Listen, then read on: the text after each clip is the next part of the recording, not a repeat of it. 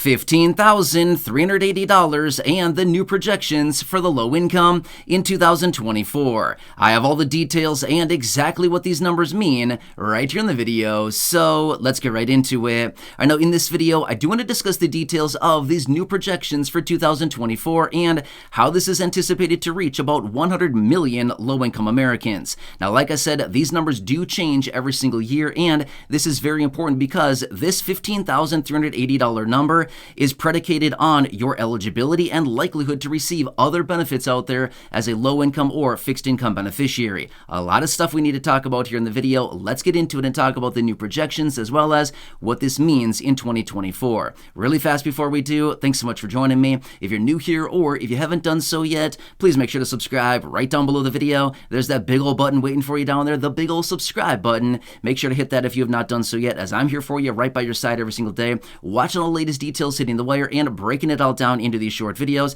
as things are changing very rapidly. And I think we can all completely recognize the last few years here have been really rough for the low income and fixed income.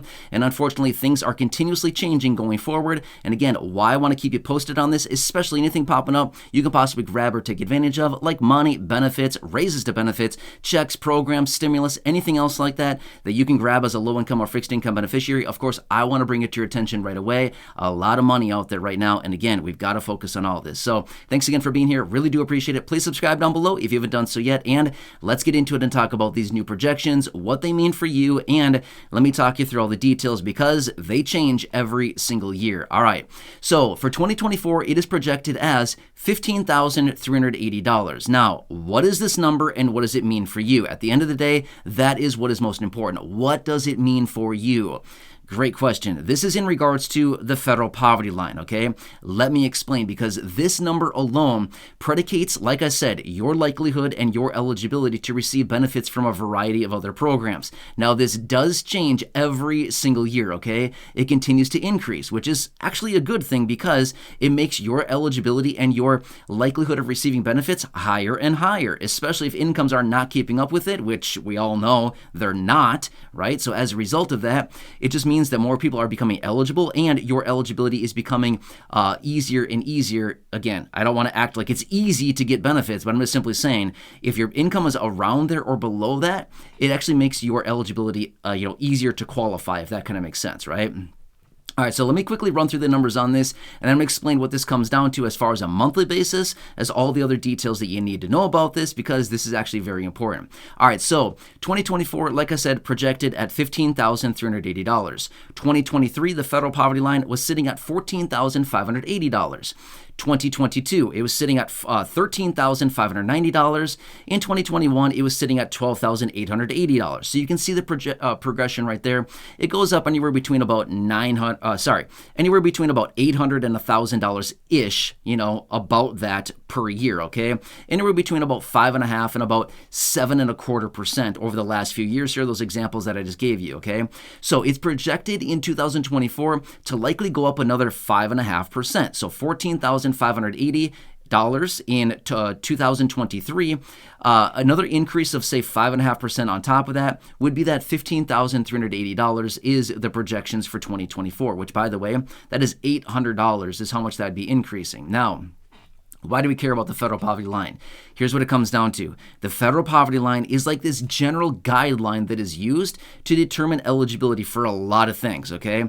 Have you ever looked into eligibility requirements for receiving things like SNAP benefits or taking part in the ACP, Affordability Connectivity Program, or LIHEAP, Low Income Home Energy Assistance Program, or LIHWAP, Low Income Home Water Assistance Program, or things like WAP, Weatherization Assistance Program? Again, the list goes on and on.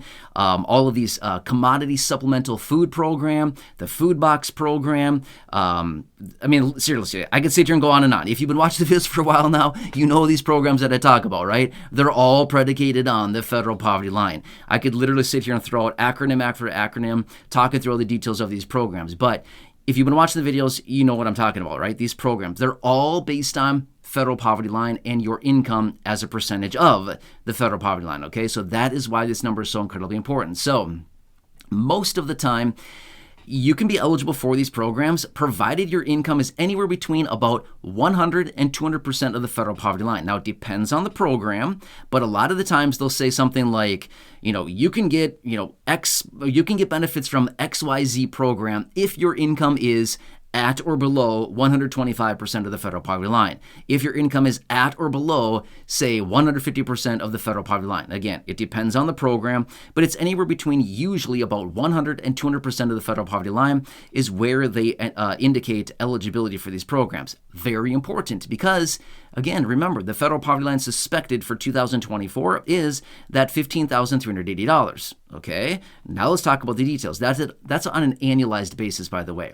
So let's divide that out on a monthly basis to determine, okay, what does this look like on a monthly basis? And again, this would just be 100% of the federal poverty line. And sometimes, like I said, the eligibility for some of these programs is about 125% or so for some of the programs, okay? Depends on each individual program. It's literally different for all of them. So kind of makes it easy, right?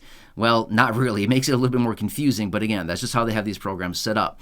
So on a monthly basis, the $15,380 divided out on a monthly basis is $1,281 a month, okay? So let's just put it this way.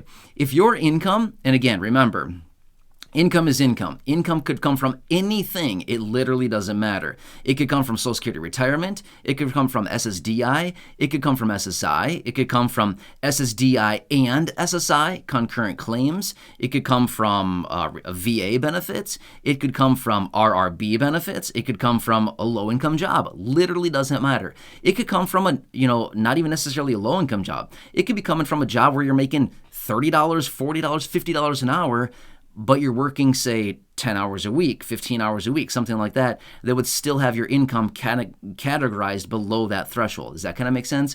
So there's many different ways that we could talk about this, but this is what it comes down to. Remember, income is income. Does not matter where it comes from.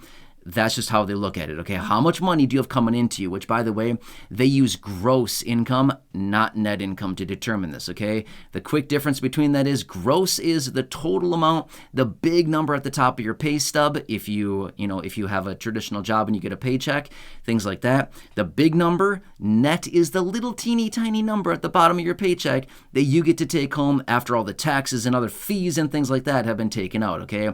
Net is like you're on a boat, you scoop a net out into the water. What do you get? Well, not much. A couple crumbs, right? Kind of the same thing as your net income, right? So gross is like the big, oh, awesome. That's awesome. That's a big number. Net is the little tiny number that you get to take home, right?